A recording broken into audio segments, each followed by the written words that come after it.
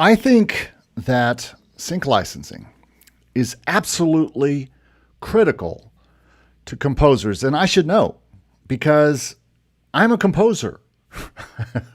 In fact, sync licensing is part of what brought me back to composing. More on that story in a minute.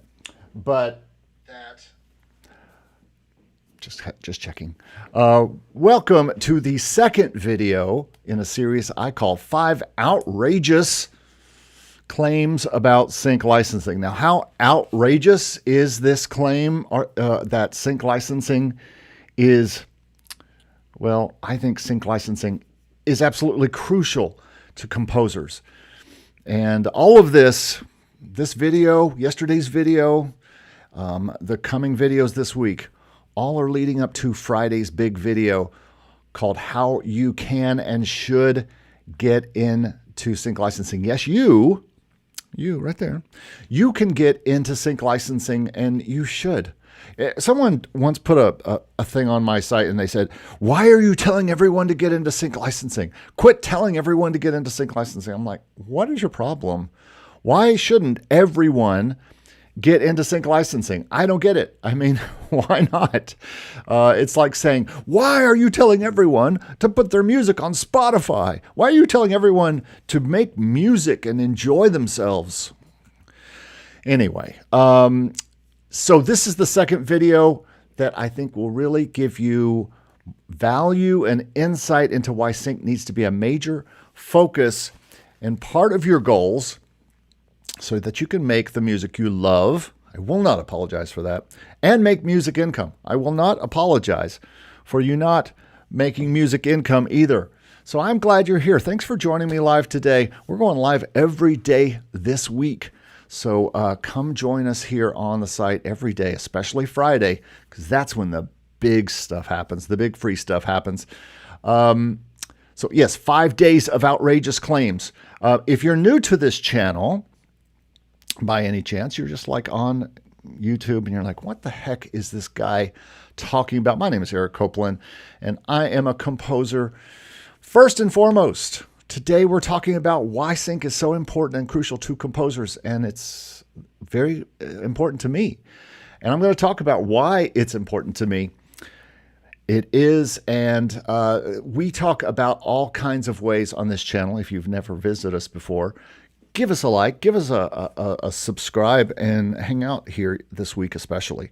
If you want to find out about a great way to make passive income with your music, who does not want to make passive income with their music? This is the Getting in Sync course. You can find it at makemusicincome.com/sync, or just go to makemusicincome.com and you will find the Getting in Sync course.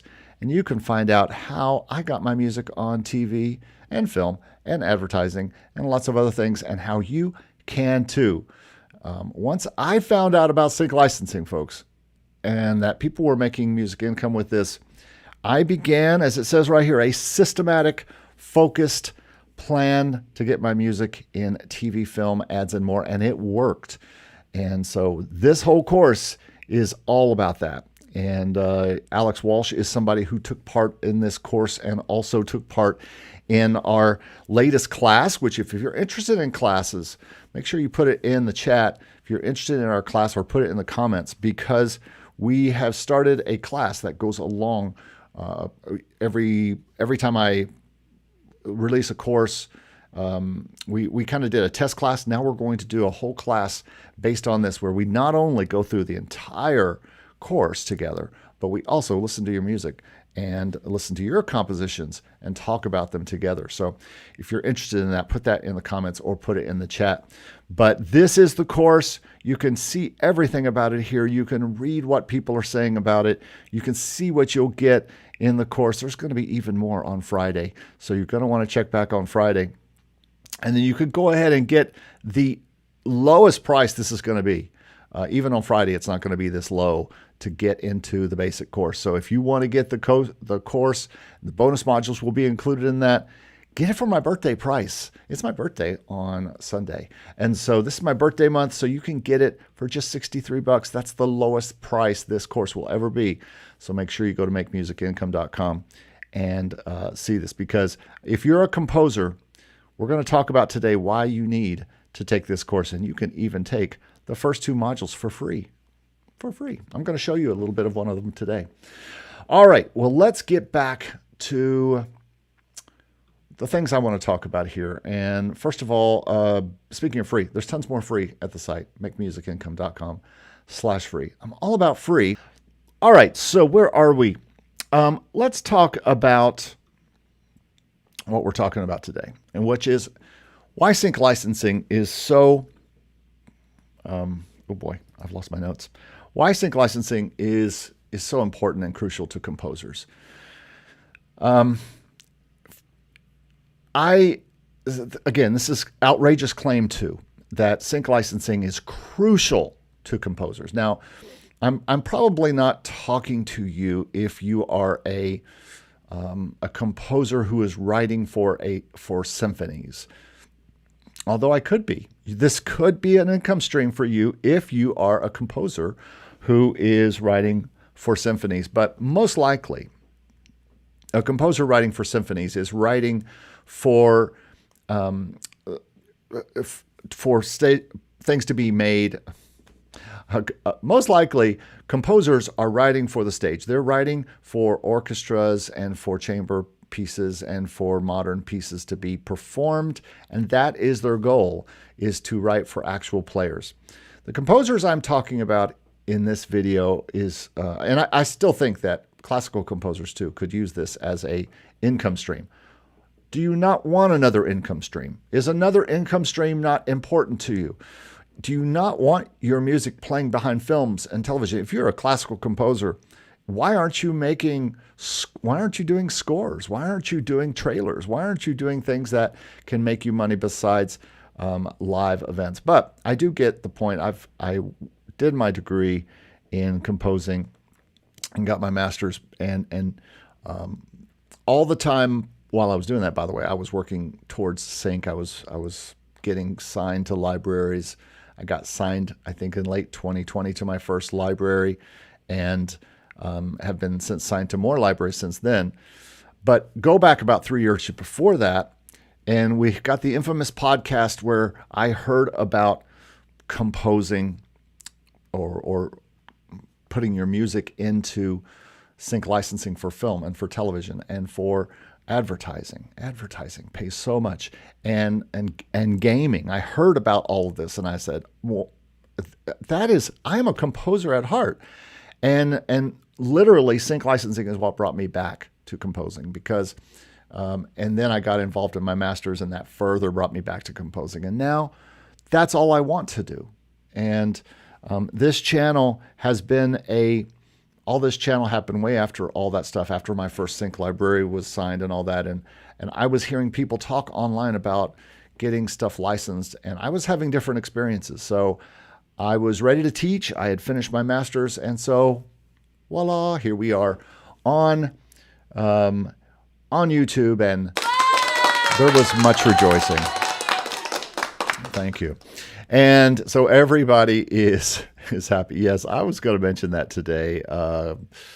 Good to see Mark. Arco says, crucial library is crucial. It is. Crucial library is a great library for those of you who are going to try to get into music. As a matter of fact, that's just a little bit of a, go to crucialmusic.com. and see if you can get into Crucial as a music library. If you are looking for a music library, boom, there's one for you. Crucialmusic.com. I have, I don't know, a dozen to 24 songs in there. They are very, very picky, but they pitch your music like crazy. I don't think I've had anything that has made me any money yet, as far as I know. New BMI statement this week, this Friday. It's going to this Friday might be a very interesting Friday, because we're going to have a webinar, and I will have seen and know some information about what my latest BMI check is. Is it going to be good? Is it going to be good? Is it going to be, it's like, ba-ba-ba-ba. Be like, you think it's going to be good, and then you're waiting, and you're waiting, and you're waiting, and Yeah, it happens like that sometimes. So anyway, does anybody in here pay their rent with Sync? I do not. I do not yet. But I can pay a part of it with, and the problem with Sync is that it comes in quarterly. At least your back end PRO royalties do. And now I know there are people who, and this is kind of going away from what we're talking about today, but I know that there are people who pay their rent. I know people who have paid their rent with Spotify. I know people who have certainly paid their rent with non-exclusive licensing because they had a big month on Motion Array, or they're part of Artlist and they got their big Artlist payment, and they pay their rent for many months with their big Artlist payment. And I know people. We just had Marcus Manderson. Dafingas was on the show a few months ago, and he got a gigantic BMI check, his first 4-figure BMI check. That's certainly able to pay rent. So I guess if it's the right 4 figures. But I think it can happen. I think people can pay their rent with licensing. I've seen it happen. I've seen people pay. I know I pay rent with. I only make music income, either by doing work for clients, producing artists. Just was on a call with an artist from Manchester, England today about finishing up a record that we've been working on for a while. That money that I make from clients like that is how I pay my rent. And so can Sync be a way that I pay my rent? Well, I'm hoping that it becomes that kind of income for me. It's a long road to that. I need way more songs.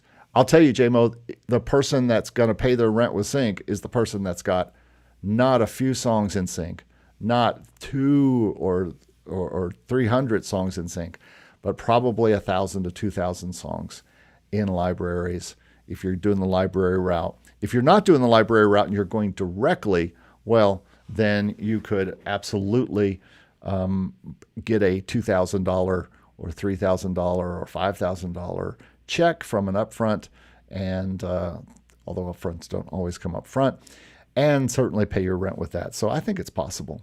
Arco says snare roll changed to timpani roll. I don't know. I don't think I have a snare roll. I have a triangle, and I have a glockenspiel.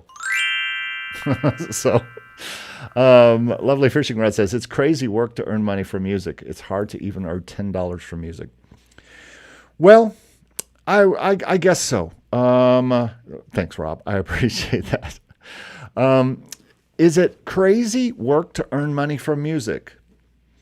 I guess it depends. How hard are you going to work at it? Or how hard are you going to work to earn music? Are you going to open a studio? Are you going to offer your services? What's the difference in offering people hours of your time at a certain rate to do music versus offering somebody hours of your time to do web design or to do manual labor or to do office work? I just don't see the difference. As someone who's made my 100% of my living from music, and sometimes I've had a church job. Right now I have a teaching job, and those add to the bottom line too, but they still don't equal as much as I make from producing, where I produce for people. And like the conversation I had today, we're working on a 10-song album, and there are 1,000 moving parts to get this album done, and they will pay me anywhere from $300 to $500 a month to work for them. And by the way, if you are someone who wants, and here, watch this, Lovely Fishing Rod. If you are someone who is looking for someone to help you with your music, and you need a guiding hand throughout making your music, and you need to figure out how to make music how to make money with your music, but mostly what you need is someone to walk alongside you to do it right, to make quality music, and try to just figure out how to record correctly. That's what I do, folks. If you're interested in talking with me on a coaching call, you can go to makemusicincome.com and go to our coaching section. And then we could move into working together monthly on how to improve your music. I've done this and still do this with dozens of people a month. It is my biggest income, and I certainly pay rent with it. It's way more than my rent, what I make with it. So yes, you can make money with music, but you have to sell yourself to people and sell your services to people, put them on a website, show people what you can do. And that's how you earn way even more than $10. JMO says, then you got to pay taxes, health insurance, and retirement. No doubt, you have to. But you can do that on your own. You don't need a job to do that for you. You can pay taxes quarterly. You can pay for health insurance, although that's going to be a thing. But you can also put money away into an IRA. As a matter of fact, I have a SEP IRA, which lets me put way more than I can ever put in it. I could put way more into that than I could put into a regular IRA because I own my own business. So there are ways to do all this. All right. Well, let's get into today's topic. So, because since it is 12:30, let's move on into the topic. And the first thing that I want to talk about, why I feel like sync licensing is crucial to composers, and that is, boom, we were just talking about it. I want to make more music income. I want to build income. It can be a significant source of income, but it's going to take you composing a lot of pieces. Obviously, when your music, we talked about this yesterday, when your music is used in TV and films and commercials and other medias, there's all kinds of royalties that can happen. Upfront royalties that go to your library and then are split with you, and then royalties in the back end through your PRO like BMI or ASCAP. These can be a substantial part of your earnings. Now, I will tell you that the back end part only come 4 times a year, right? It's paid quarterly. Royalties by libraries are sometimes paid once or twice a year.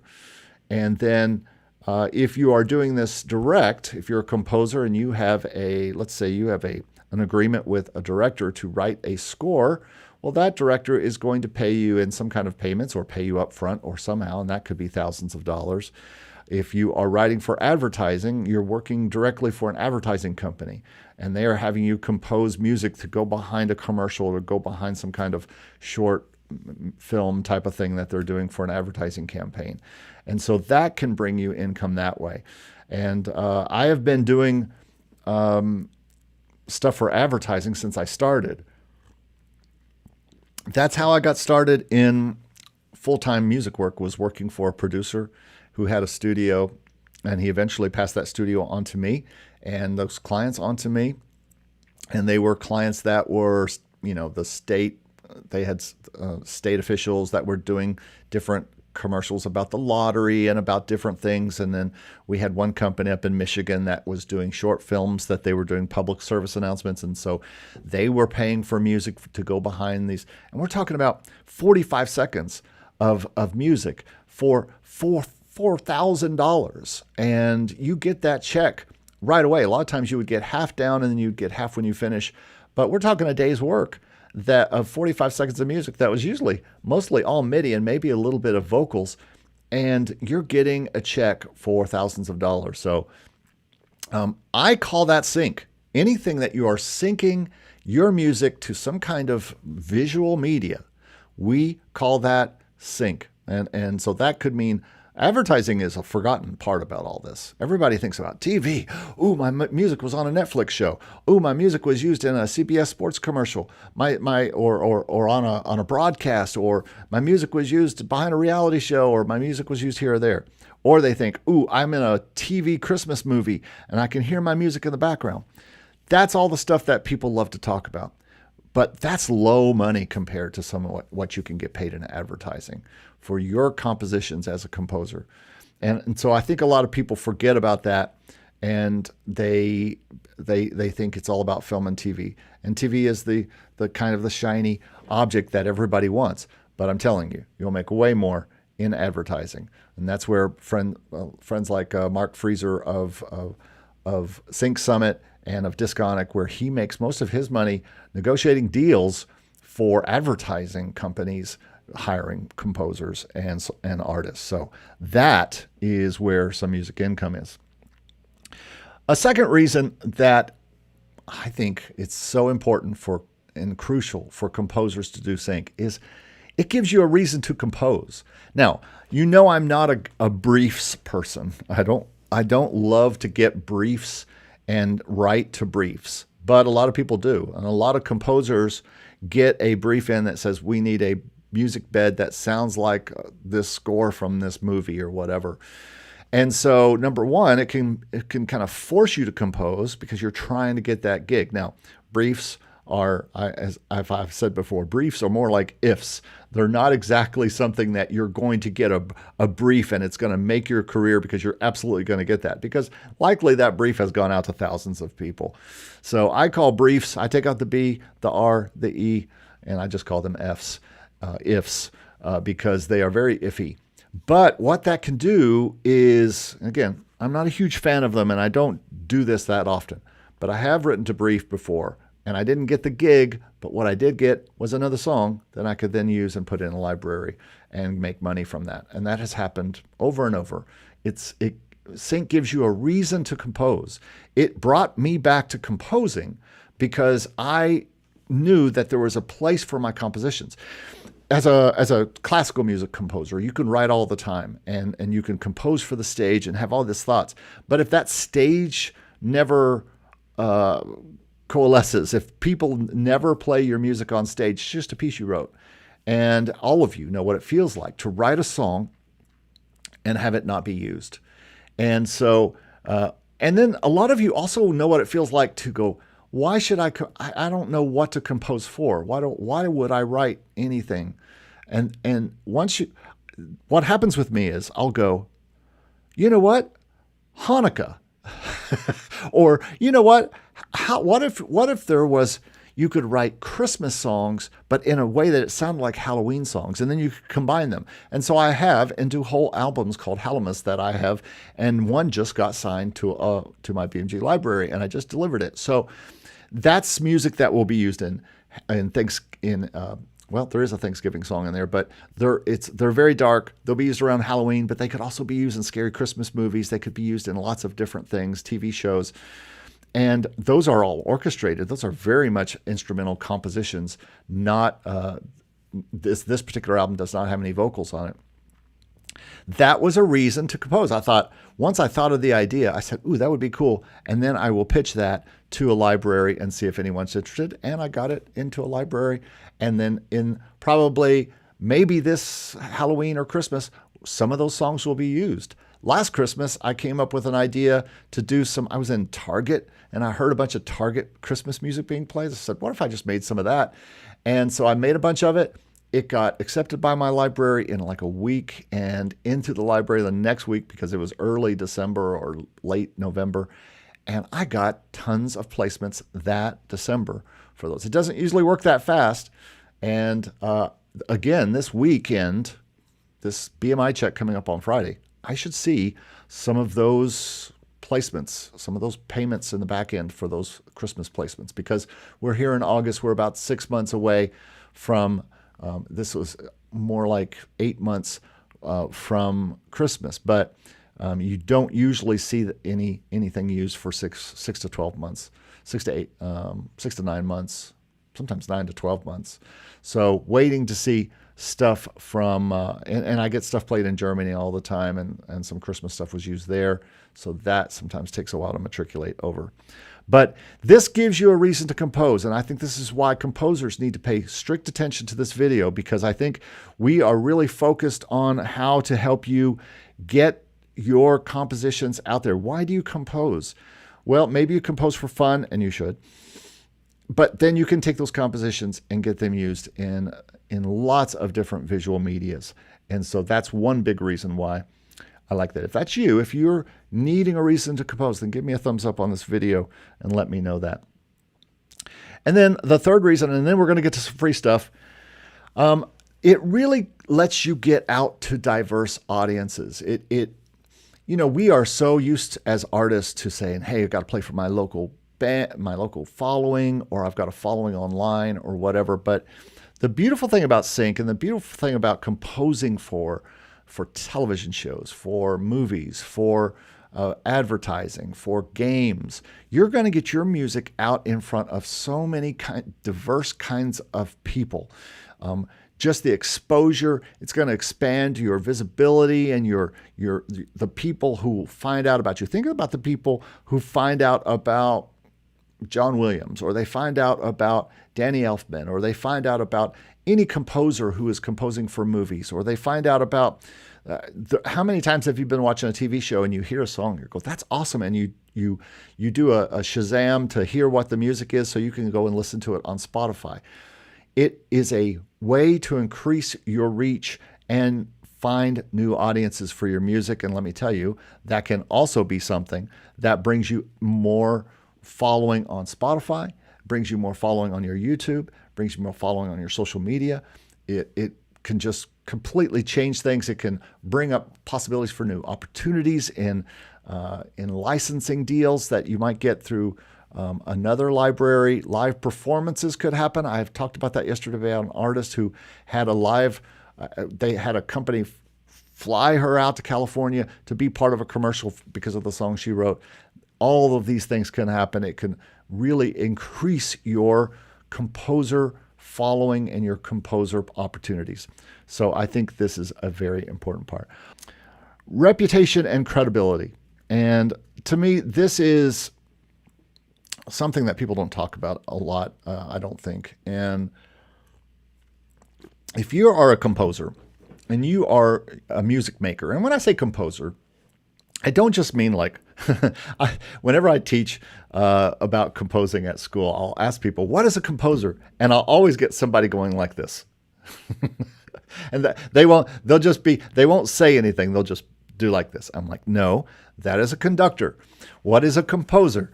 And eventually we will get to the fact that composers are people who create the music side of things. A composer can write the melody and the music to a song that has words, but usually composers are writing instrumental pieces. And so in that vein, if you are a beat maker and you make a beat with no vocals, you could literally consider yourself a composer as far as I'm concerned. But generally, what we're talking about here today is composers who are creating tracks that could be tension tracks, that could be they could be things like I was making for Halloween that are orchestral, but that are kind of like dramedy tracks. They could be all kinds of different kinds of music tracks that composers create. And one thing that composers kind of crave, and I think all artists and everyone craves, but composers especially, we think of ourselves as people who create something a little bit more than just a song. We're not just making a beat. We're not just making a track. We're making an orchestral piece. We're making a bed of music that is something more than just like someone's song that they're going to sing once or something like that. I think that composers are people. I even know composers, and there's a guy that I really love to watch, and if you are interested in composing, you should know about Saad Haddad, who is really a great composer and writes for big orchestras. Now, he writes in a lot of microtonal stuff. You know, a lot of composers, contemporary composers, will get into a lot of things that would not necessarily be what you'd listen to driving down the street on Spotify for fun. It's certainly not for me. I personally try to compose, if I'm composing classical music, I still try to write very melodically. I'm just not one of those people interested in non-melodic music or weird microtone music or you know, and though I have written atonal music before, I still try to make it melodic, even though it's atonal. We're not even going to get into what that means. But a lot of you are like, atonal, what is he even talking about? This is the kind of thing that composers think about and talk to about each other. Oh, I did this thing in 5/4. And most people, when they hear 5/4, they only think of Mission Impossible or some kind of score or something. We are a very weird crowd. We are a very proud crowd. We want to have a reputation and we want to have credibility. We want to have legacy. And so sync does provide that, to be able to put something in something that's going to last, that's going to be on Netflix forever, or it's going to be out. It's a movie that people are going to discover year after year, or even advertising campaigns that last for a long time. We want that cred. Or you're writing for a film score and your name is put up there as the composer. We want that credibility for sure. And I think sync is one of those things that can bring that. And so to me, I think reputation and credibility is a big part of why sync is a thing that you should think about as a plus of being being in sync licensing. I think it's going to help you from a credibility and reputation standpoint. We talked about music income at the beginning of this, that being a composer, this can bring you more music income. But the beautiful thing about sync, and especially television, but there are some other types of royalty incomes that can bring passive income for years and years. And that is what we're all after. I'll tell you right now, my main goal with sync is to have passive income over the next 20 years. When you watch our friend Jesse on Sync My Music, he talks about music that he wrote in the mid-2000s, in the late 2000s, in the early 20-teens. And he is still, if you watch today in 2024, his reports on his BMI checks, they are 200 pages long of different things. That is continual passive income for stuff that he wrote a decade ago. And that is what I am talking about right now as a composer. I want to create a lot of pieces that get into libraries, that get into uses and TV shows, and get into different things where they are used over and over for years and years and years, and rerun over and over. You know how it works when they put stuff on Netflix. It just gets in there and it's there forever. And somebody will discover that show and go, oh, I'm going to binge this whole show this weekend. And they'll discover your music. It will play. You will get royalties. You hopefully, and this works especially also on cable channels like MTV or other channels, A&E, and all these different networks where they play these shows year after year, and those royalties get used over and over. Where else does that really happen in music? You could put it on Spotify, but after the initial push, it rarely gets listened to again unless somebody stumbles onto it. You do a concert that's over that night. Where else do you get this continual residual passive income? And I think earning ongoing royalties whenever your music is broadcasted or streamed, this is another way to bring consistent music income. And we talked yesterday about retirement and a retirement income. You want all the income streams you can get all the time. And there will be the months, even for you, JMO, and those people who haven't really seen a lot yet. Eventually, one day it's going to happen. You're going to get a use, you're going to get a placement, and you're going to get a BMI check, and it's going to be $50, $120, $300, and you're going to be like, this is like magic. I remember when I got my first sale on some stock site for $6, and I thought, I just got $6. I didn't even, they were songs that I had done years ago, and I just threw them up online, and suddenly somebody was paying $6 for it. And I've had other times when people have paid $300 for it. And these are things that I just made because I wanted to make. And so I think it can be the same thing here, where we can just see this passive income come in.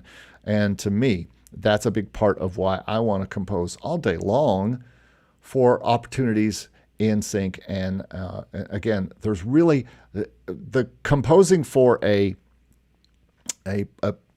concert is great, and there is actually back-end royalties involved in that happen from that concert performance.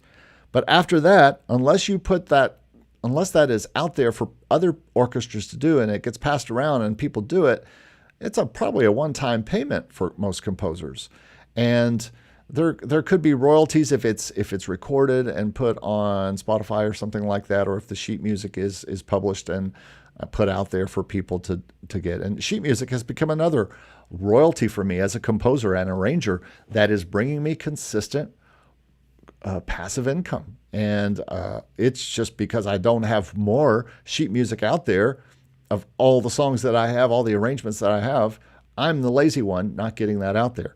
And so if I did, I'd have more passive income. If I had more songs out on libraries, I'd have more passive income. If I had more songs out on non-exclusive libraries, same. So passive income, big part of why I am doing this as a composer. And then lastly, I want to talk a little bit about how we can own and control this music that we create, and we can negotiate terms for our songs. We can directly benefit from the success of our songs with our work.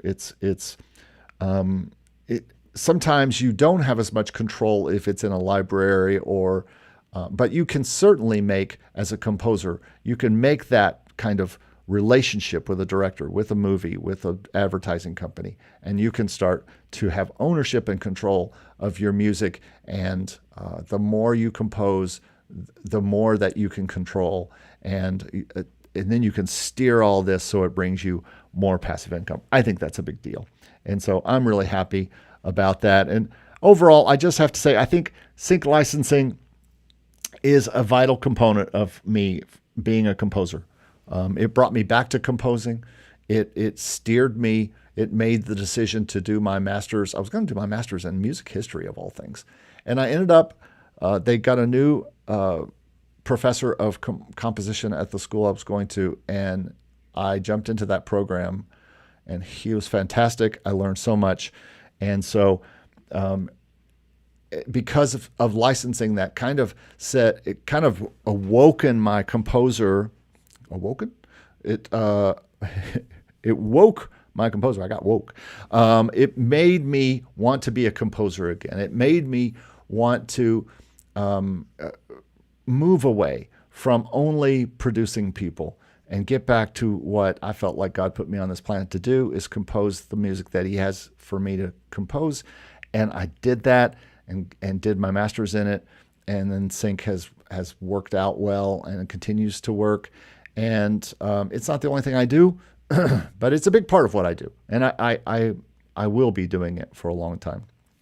And I think it's bringing me financial income. It's bringing me increased exposure as a composer, opportunities for more diverse audiences to hear what I'm doing, and just adding to my legacy, which is a big deal. That's another thing composers really want, is legacy. And I'm sure you do to some extent. You want legacy for your music. And I think this is certainly something that can bring it to you. It is time to call up the Wheel of Free and to run it again. And let's get it nicely sitting here. It's just sitting. The Wheel of Free sits and waits for no man, but it is waiting for you. The Wheel of Free. Okay, here we go. I think I'm ready to go there. And yes, there it is. There's the Wheel of Free. Somebody's gonna win a free coaching slot. And here we, ladies and gentlemen, here we go. Where it stops, nobody knows. The Wheel of Free, and it's stopping on, it looks like 7. It's 7. Congratulations. Let's find out who is number 7. Where's my list? Oh, it's palpable in here. It is Raw Will. Raw Will, you have earned, or you have won, and earned, I guess. You have won a free coaching and music critique, if you whatever you'd like to talk about, really. But usually I have people show me their music. Raw Will, if you are still here, you have to be here to claim, or I will re-spin the wheel. Raw Will says, wow, thanks, Eric. Yes, all right, excellent. Well, as I said before, makemusicincome@gmail.com. Get in touch with me, and we will also, Trevor, if you're also in here, go ahead and email me, just so I'll remember. So I am so glad so many of you have been part of this. Make sure, if you have a question, make sure you leave it in the comments, or you can email me. You see my email right there at makemusicincome@gmail.com. As a matter of fact, let's put all this stuff in here. But also, ladies and gentlemen, if you want to get the Getting in Sync course at its lowest price, you will want to get that right now, because it's at the lowest price. So whatever happens on Friday, you'll be able to get into that too, because I've got some special things happening Friday that we're going to open up, including our next class, our next cohort to learn sync with me in a Zoom class over the course of 12 weeks. So if you're interested in that, make sure you're here Friday. But you can still get the course for super cheap right now over at makemusicincome.com.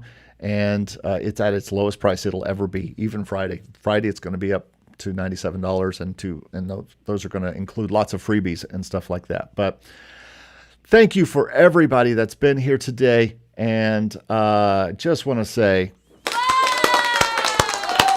great job, everybody. Thanks so much for being here.